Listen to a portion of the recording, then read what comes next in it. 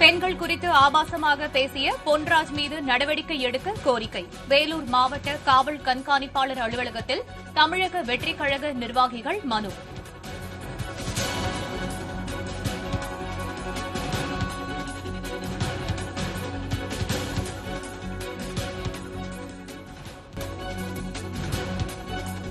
பெண்கள் குறித்து ஆபாசமாக பேசிய பொன்ராஜ் என்பவர் மீது நடவடிக்கை எடுக்க கோரி வேலூர் மாவட்ட காவல் கண்காணிப்பாளர் அலுவலகத்தில் தாவேக மகளிர் அணியினர் புகார் அளித்துள்ளனர். அப்துல் கலாமின் முன்னாள் உதவியாளரும் அரசியல் விமர்சகருமான பொன்ராஜ் என்பவர் தமிழக வெற்றிக் கழகத்தின் பெண் தொண்டர்களை அவமரியாதையாக விமர்சித்து பேசியதாக குற்றச்சாட்டு எழுந்துள்ளது. இந்த சம்பவம் குறித்து தமிழக வெற்றிக் கழக தலைவர் விஜய் கண்டனம் தெரிவித்து தமிழ்நாடு காவல்துறை டிஜிபி அலுவலகத்தில் நேற்று புகார் அளித்தார்.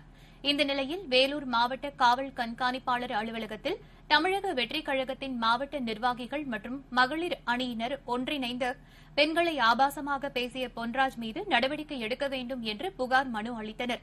அவர் மீது பெண்கள் வன்கொடுமை சட்டத்தின் கீழ் வழக்கு பதிவு செய்ய வேண்டும் என மாவட்ட காவல் கண்காணிப்பாளரிடம் மனு அளித்தனர்.